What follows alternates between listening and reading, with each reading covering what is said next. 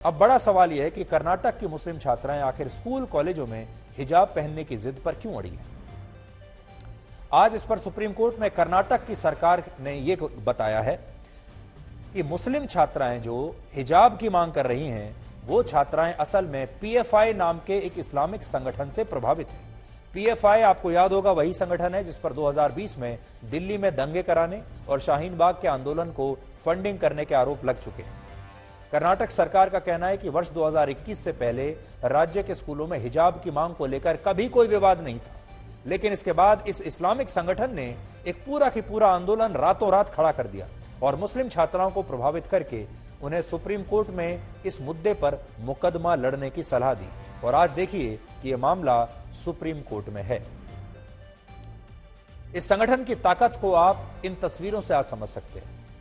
ये तस्वीरें जो अब आप देख रहे हैं, ये 17 सितंबर की हैं, जब पीएफआई ने केरल के कोषिकोड में एक महासम्मेलन किया और इस दौरान इस संगठन के कार्यकर्ताओं ने अपने सैनिकों की एक परेड निकाली, अपने कार्यकर्ताओं की एक परेड निकाली। ये कार्यकर्ता कम दिखते हैं और सैनिक ज्यादा दिखते हैं, जिसे देखकर आपको शायद थोड़ी देर के लिए यह लगेगा कि यह परेड भारत के सुरक्षा बलों द्वारा निकाली जा रही है। आप भी देखिए, लेकिन सच यह है कि ये तमाम लोग उसी पीएफआई के कार्यकर्ता हैं जिस पर दंगे भड़काने और धर्म परिवर्तन कराने के गंभीर आरोप लगते रहे हैं। खतरनाक बात यह है कि इस संगठन के पास आज भारत में ऐसे 4 लाख ट्रेंड लोगों की अपनी एक फौज है।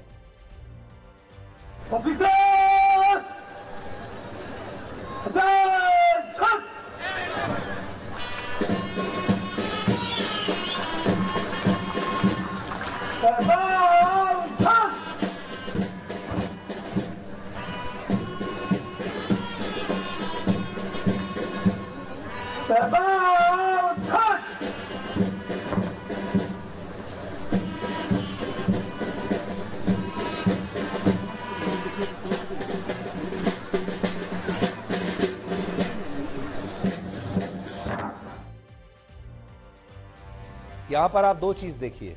एक तो इनकी ट्रेनिंग देखिए, ट्रेनिंग बिल्कुल वैसे ही की जा रही है जैसे सैनिकों की ट्रेनिंग होती है। और ये जो सैनिक या कार्यकर्ता आप कह लीजिए, ये सारे लोग कट्टरपंथ के जहर से भरे हुए हैं और इनके दिमाग में ऐसा जहर भरा हुआ है देश के प्रति कि अब आप सोचिए, इतना ट्रेनिंग देने के बाद अगर इन सैनिकों को, जिनकी की वो संख्या 4 लाख बता रहे हैं, अगर इन जहर से भरे सैनिकों को पीएफआई जैसे संगठन ने हमारे देश के लोगों के पीछे अगर छोड़ दिया तो हमारे देश का क्या माहौल होगा, आज आपको इसके बारे में सोचना होगा। तो ट्रेनिंग तो हो रही है, बड़ी बात यह है कि इस पूरी फिल्म का प्रोडक्शन देखिए आप, कितने प्रोफेशनल और अच्छे ढंग से इस पूरी परेड को इन्होंने शूट किया है, कितने सारे कैमरे लगाकर इसे शूट किया गया है। इसके प्रोडक्शन को अगर आप देखेंगे तो आपको ऐसा लगेगा जैसे आप कोई फिल्म देख रहे हैं। और फिर इस पूरे वीडियो को शूट करके उन्होंने YouTube पर अपलोड कर दिया है। ये जो वीडियो आज हमें मिला है, ये वीडियो YouTube से निकाला है और फिर इस वीडियो का प्रचार किया जाएगा और इसी वीडियो के जरिए और ज्यादा कार्यकर्ताओं की भर्ती की जाएगी, उनका ब्रेन वॉश किया जाएगा और उनकी ट्रेनिंग देकर उन्हें फिर ऐसे ही समाज में अशांति फैलाने के लिए छोड़ दिया जाएगा। तो ये बहुत चिंताजनक बात है और आज हम अपने देश की तमाम एजेंसियों से कहना चाहेंगे, सरकार से कहना चाहेंगे कि पीएफआई को जल्दी से जल्दी प्रतिबंधित कर दिया जाना चाहिए। अब आप सोचिए, हमारे देश के दुर्भाग्य देखिए कि हमारे देश में आतंकवादी तो 32 साल तक सिनेमा हॉल को प्रतिबंधित कर सकते हैं, लेकिन आज हम ऐसी संस्थाओं पर प्रतिबंध लगाने में हमें परेशानी होती है, जबकि हमारे पास संविधान है, हमारे पास सरकार भी है, संसद भी है और तमाम संवैधानिक ताकत भी है। आज नेशनल इन्वेस्टिगेशन एजेंसी यानी एनआईए ने इसी संगठन की एक बहुत बड़ी साजिश का खुलासा किया। एनआईए ने पिछले दिनों हैदराबाद से पीएफआई के 4 सदस्यों को गिरफ्तार किया था और अब यह पता चला है कि ये 4 सदस्य हैदराबाद में मुस्लिम युवाओं को मार्शल आर्ट्स की ट्रेनिंग देने के लिए अपने पास बुलाते थे। जब इन्हें गिरफ्तार किया गया तो इन्होंने बताया कि हम तो मार्शल आर्ट्स की ट्रेनिंग देते हैं, लेकिन अब आरोप यह है कि ये लोग मार्शल आर्ट्स की जगह लोगों को यह सिखाते थे कि कैसे लोगों का सिर तन से जुदा किया जाता है। ये ट्रेनिंग मार्शल आर्ट्स की नहीं देते थे, ये अपने कार्यकर्ताओं को सिर तन से जुदा करने की ट्रेनिंग दिया करते थे।